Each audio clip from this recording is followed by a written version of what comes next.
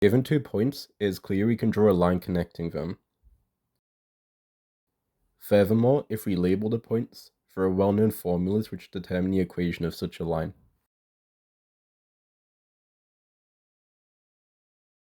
Continuing the pattern, given a selection of 3 points, we can find a quadratic curve which interpolates them. Add an extra point and we need a cubic.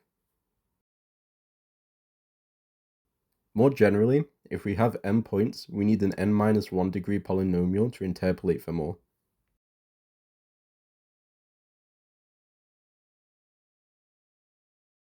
Well, how could we compute the equations of these functions? Today we will use the idea of a Lagrange interpolating polynomial to accomplish just this.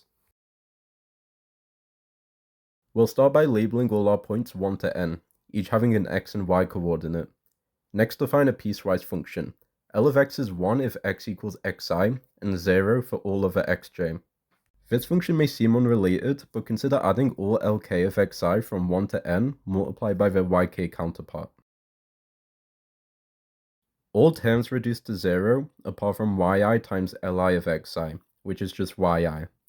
Thus this sum function can pick out xi for all I without affecting the value of the other points due to the cancelling. But this is only useful if we can find a polynomial expression for li of x, so let's do that. Consider the following product p of x. Clearly, all xj except for xi are roots of the function p, and thus p of xj equals 0, which matches the second part of our piecewise function.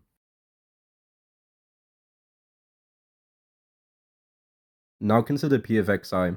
This product needs to be 1 so we can normalize it by dividing by itself.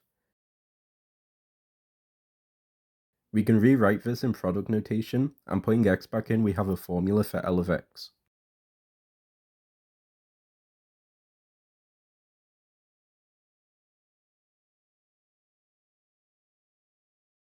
Let's try an example with 3 points.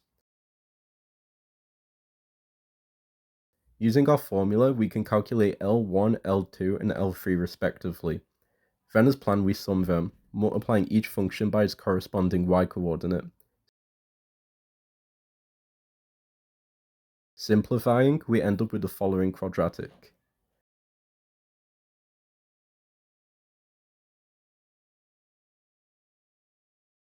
And when we plot it, the points are perfectly interpolated.